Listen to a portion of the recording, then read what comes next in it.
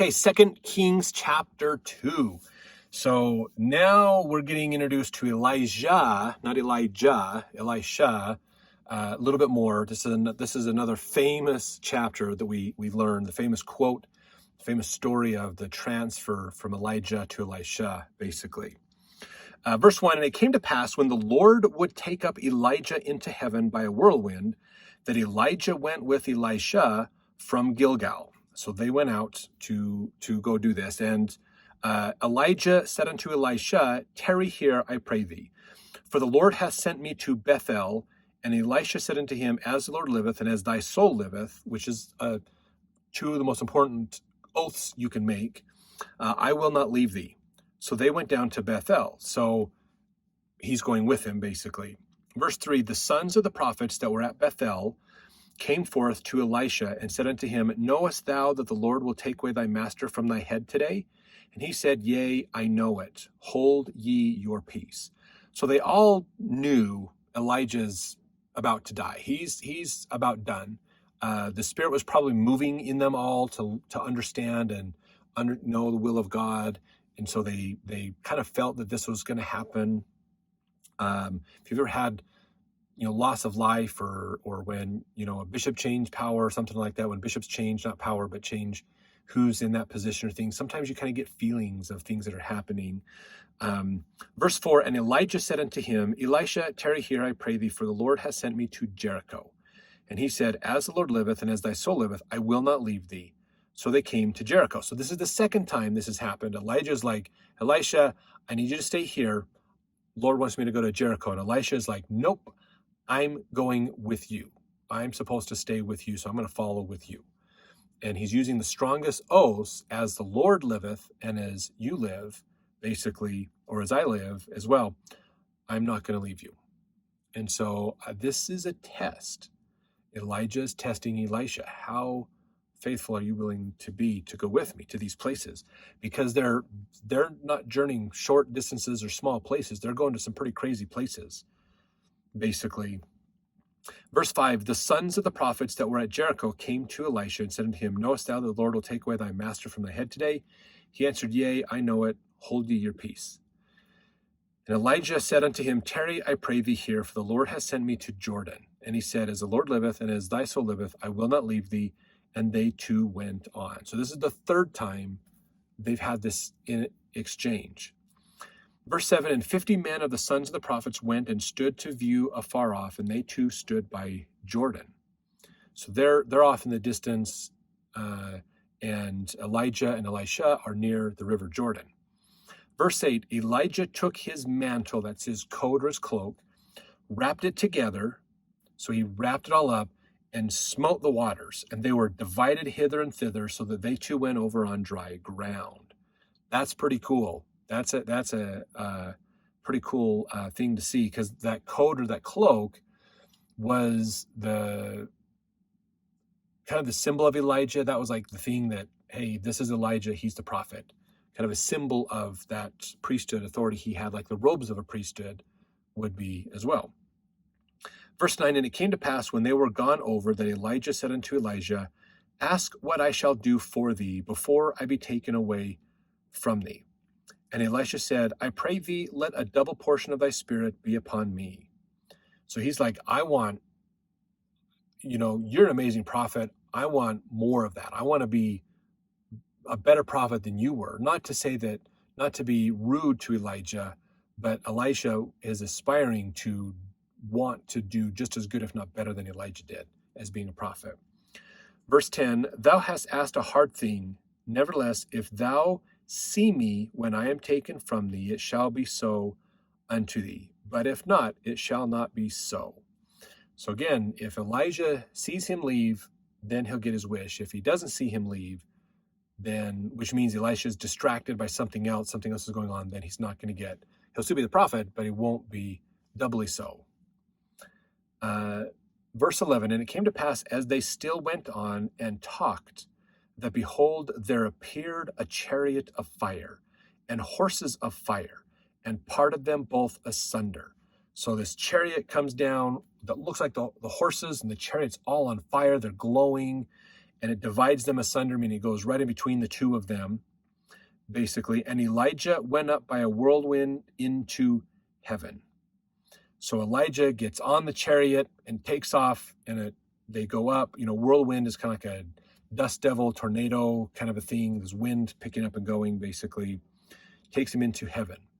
Now, let's pause for just a second here, because some people have questioned, what does that mean that Elijah was taken to heaven? What does this mean? Does that mean that Elijah suddenly can now dwell in the presence of God? He's kind of past the judgment day. He's in heaven with God. He's in where no one else is yet. Okay, so if you think about that from the standpoint of LDS philosophy, God the Father is in the place where he lives right now, is what we call the pre-existence. Okay, over here on that, the planet of salvation. So he's over here, then there's the mortal world, and then the spirit world, where when people die, they go to the spirit world to wait until the day of judgment, and then we go to the celestial, terrestrial, telestial, or outer darkness, those kingdoms and things. So God's over here in this place. He's not in any of the other places at this point. So does that mean that Elijah goes to live with God, basically, in the presence of God, which nobody else except for maybe Jesus has been, instead of the spirit world where everybody else is going? That is an interesting question. So let's look at this. Joseph Smith taught this. It's in the teachings of the prophet Joseph Smith. This is what he said. He said, "Many have supposed that the doctrine of translation was a doctrine whereby men were taken immediately into the presence of God and into an eternal fullness. But this is a mistaken idea. So the fact that Elijah did not die, so his spirit and his body weren't separated, where his body would lay in the earth and his spirit would go to the spirit world, he was translated, meaning spirit and body are still together, basically. Does that mean translated beings get to go, bypass the spirit world, go back to God? And this is, of course, before Christ was resurrected as well. He says, their place of habitation is that of the terrestrial order, meaning translated spirits stay on earth between the spirit world and our world, basically. And a place prepared for such characters he held in reserve to be ministering angels unto many planets, who as yet have not entered into so great a fullness as those who are resurrected from the dead. So planets doesn't necessarily mean other planets in our universe. He could be referring to more of the other creations of God. He could be meaning mortal world and the spirit world as different worlds, basically, as well. So a translated being is someone who is in between the spirit world and the mortal world. They can live in both, basically. They don't succumb to the pains of this world, the natural laws of our world, pain, hunger, sickness, disease, those kinds of things. They don't get affected by any of that, okay? But they have a body, but it's not necessarily a resurrected body. They never lost it. Basically, just their body has changed, so their spirit and body are still together. So as we know they still have one more step of the process to go through to be fully resurrected, basically a full change. They're not fully changed yet. He says here, others were tortured, not accepting deliverance, that they might obtain a better resurrection. See Hebrews 11:35. Now it was evident that there was a better resurrection, or else God would not have revealed it unto Paul. Wherein then can it be said a better resurrection? This distinction is made between the doctrine of the actual resurrection and translation. Translation obtains deliverance from the tortures and sufferings of the body, but their existence will prolong as to the labors and toils of the ministry, before they can enter into so great a rest and glory. So again, they can go between the two worlds. So they're not bound down, but they're not fully resurrected. There's a little bit more they got to do to be fully resurrected. So they're not there yet. So you can be mortal, you can be spirit in the spirit world without a body, or you can be a translated being. Is basically the three states of existence that you could be in at this time. Now, when the Savior comes, resurrection happens, and some people do get resurrected, and they live in the spirit world with their body, but they're not on this earth yet. But we got to remember, Elijah still has work to do. Okay, he comes back in the New Testament, the Mount of Transfiguration. So he is a ministering angel still to come back. This is a similar situation that John finds himself in, and the three Nephites as well. Probably as well like Moses, because he still has work to do, and others like that as well. So that's what's going on. He didn't go to heaven, the celestial glory where God lives. He is just off this earth in a good place, basically. But still isn't resurrected yet, because Christ is the first fruits of them that slept, them the first of the resurrection, and so he's not there. Verse 12, and Elisha saw it. So he saw Elijah leave, basically. And he cried, my father, the chariot of Israel, and the horsemen thereof. And he saw him no more, and he took hold of his own clothes and rent them in two pieces.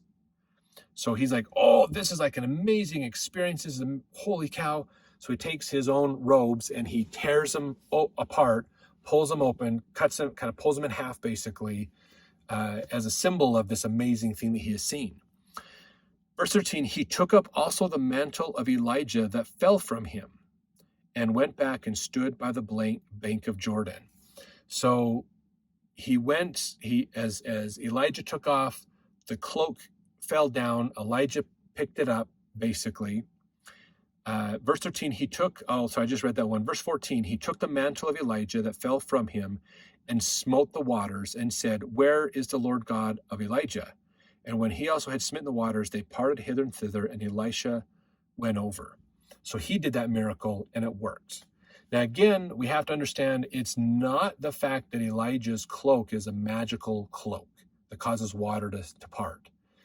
It's the priesthood of God that has that Elijah is the next prophet after Elijah. And so Elijah now has that mantle on him. Basically, giving him that mantle was the symbolic of ordaining him and bringing that to him. He has that authority to act in the name of God. As long as he uses it in what God says, it will work. Okay, very, very important. Priesthood is temperamental because we don't own it. Priesthood is not about power and authority. Priesthood is about following the commandments of God. Very important. And it's not our power. It can be lost and taken away in a moment's notice at any time. So, verse 15, when the sons of the prophets which were to view at Jericho saw him, they said, the spirit of Elijah doth rest on Elisha. And they came to meet him and bowed themselves on the ground before him. So they recognized he's the new prophet. Elijah's gone. This is the new prophet. Verse 16, they said unto him, behold, now there be with thy servants 50 strong men. Let them go, we pray thee, and seek thy master, lest peradventure the Spirit of the Lord hath taken him up and cast him upon some mountain or into some valley. And he said, ye shall not send. So what they're saying is, they're like, where's Elijah? God has taken him. Well, let's send men to go find his body to bring him back. And he said, and Elijah's going, nope, there is no body.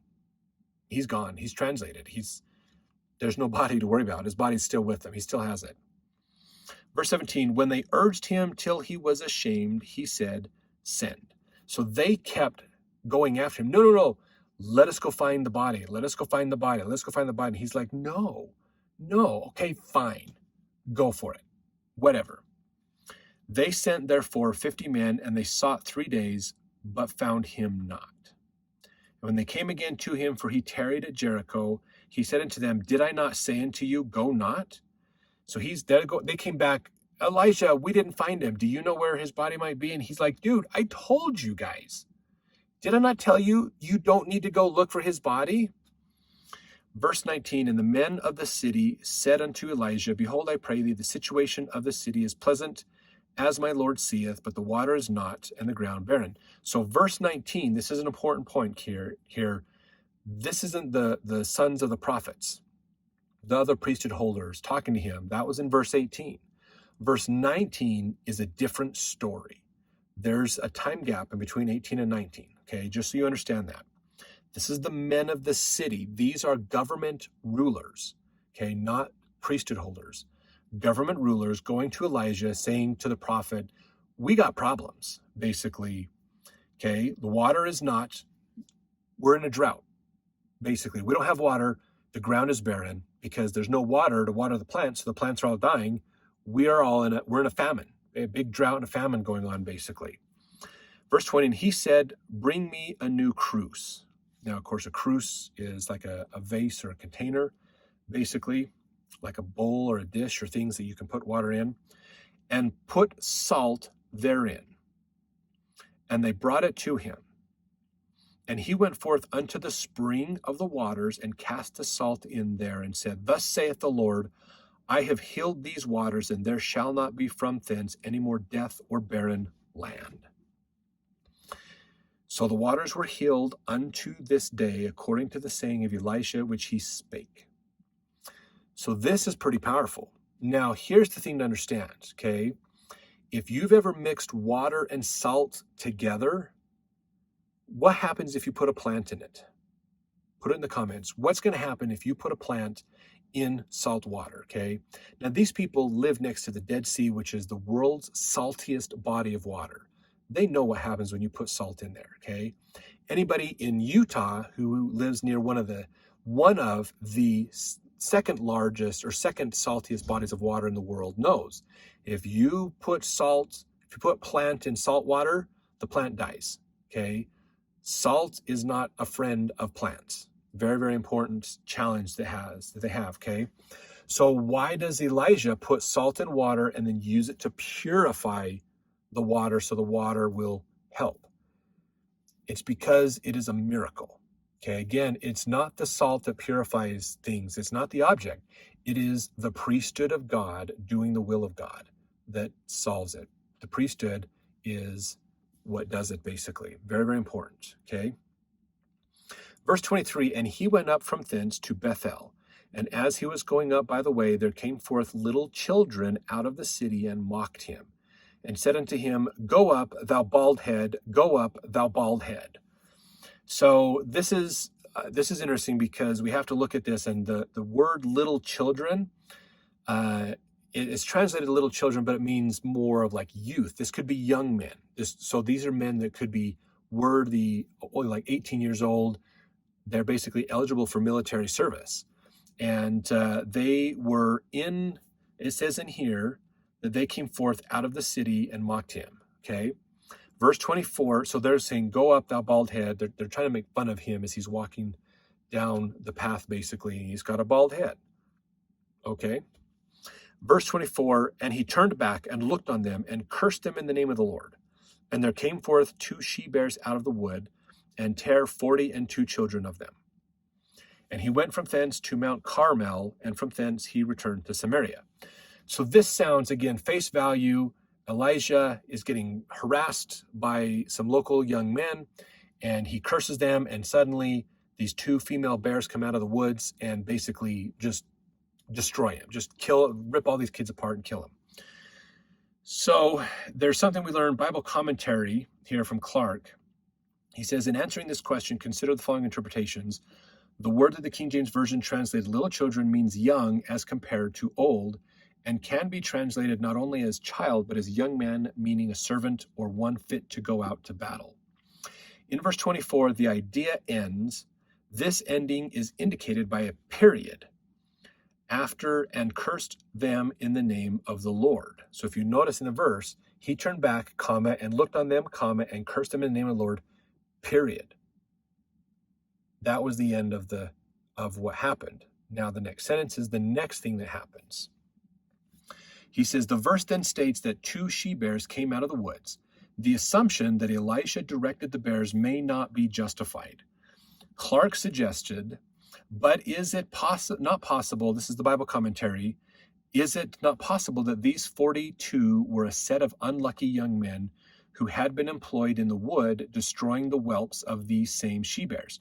So these young men could have been employed to go kill the cubs. Get rid of the cubs. We need to get rid of the bears because they're bothering our animals. They're bothering our city, basically. Who basically destroying the whelps of these same she-bears who now pursued them and tore them to pieces for the injury they had done. So one thing you learn from a bear attack, if you get in between a mama bear and her cub, oh boy, all bets are off. You're in trouble, serious trouble. It doesn't matter who you are, what you've done, you're in trouble. We have already heard of the ferocity of a bear robbed of her whelps. See at the end of 2 Samuel chapter 17. The mention of she-bears gives some color to the above conjecture, and probably at the time when these young fellows insulted the prophet, the bears might be tracing the footsteps of the murderers of their young, and thus came upon them in the midst of their insults. God's providence ordering these occurrences so as to make this natural effect appear as a divine cause. So most of this, what he's saying is there's a very good chance that it wasn't Elijah just arbitrarily, again, using the priesthood to call these animals out to kill these 42 men, young men, that it could be these 42 young men had gone up in the woods, they had killed the cubs, and the female bears found out, and they followed the scent and the tracks. They got there, the Lord could have guided them as well, and then it all happens at the right time, for the right timing, to look like divine intervention, basically. He says, if the conjecture be correct, the bears were prepared by their loss to execute the curse of the prophet, and God's justice guided them to the spot to punish the iniquity that had been just committed. So it wasn't necessarily literally, again, Elijah commanding God to kill these people.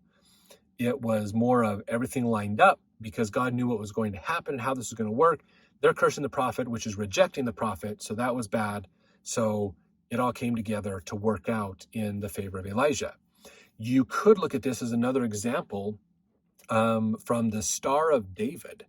We know from the New Testament during the birth of Christ.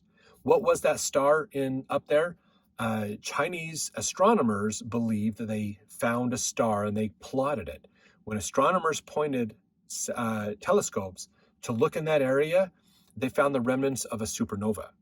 A supernova is when a star, like our sun, okay, a big star, basically gets to the end of its life. It blows up and just takes most of the matter around it and just shoots in all directions, massive amount of light. It's the standard for light in the galaxy. It's how we measure light and distance and things, is using supernovas.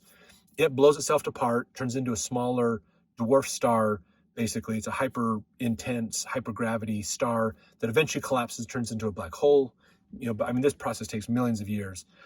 They believe in that direction of the Chinese astronomers is a dwarf star. So it's a remnant of, basically they can say, oh, look, that blew into a supernova, which could mean what people saw on Earth as a new shining star in heaven was the light from a supernova basically blowing up. That's pretty cool to get that to line up. What you have to understand from an astronomical standpoint is that star was 25,000 light years away from Earth. What that means is a light year is how far light travels in a year. Light travels at an extremely fast rate. A light can go around the Earth like 25 times in a second, basically. It's really, really fast. So when you say a light year, because these distances in astronomy are so huge, a light year is a way to understand huge distances. So if light in 1 second can go 25 times around the Earth, basically in 1 second, what is the distance if it goes a year? That's 1 light year, okay? That's a very far distance. So we're talking 25,000 light years, okay? That means if we built a rocket ship that traveled at the speed of light, which theoretically is impossible at this point, but maybe not, just our science hasn't got there to that point to figure that out yet. If you traveled at the speed of light, it would take you 25,000 years to go from Earth to that star that blew up to possibly create the light for the supernova. So that's a long ways. Even at the speed of light, it's still 25,000 years away. Okay, longer, I mean, that's a very long time. So here's the thing to think about. That star had to erupt and blow itself to pieces 25,000 years before, light years, basically 25,000 years before the moment that Christ was born. Because it took the light from that explosion 25,000 years to travel through space to get to where we could see it.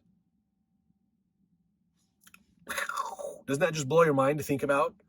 A star blew up 25,000 years before Christ was born so that it would show up in our sky at that night to be the Star of David. That's pretty cool. If that's 100% true, that's cool. That's the possibility there, okay? So it's interesting to think about the light we see when we look up in the stars isn't the light from those planets and galaxies today.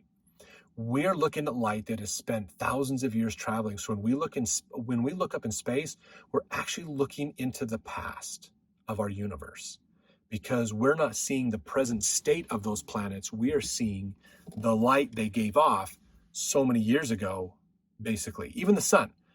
If the sun blew itself up, if the sun just turned off, let's say there's a light switch, God turns the sun off. It would take, because how far the earth is from the sun, it would take us 8 minutes before we lost light. Because all that light emitting from the sun would still be traveling towards us while there's no new light behind it, basically. It would take 8 minutes before we got dark here, basically. So that is just important. Those astronomical distances are big, okay? So to have things line up to perform what looked like divine intervention is a plausible thing, okay? Just understand that. So that is where we end. This is for 2 Kings chapter 2 at least. We're going to jump into chapter 3 to learn more about the life of Elijah, the prophet. I got to make sure I enunciate that correctly, because Elijah is gone, Elijah is here. So let's jump into the next chapter.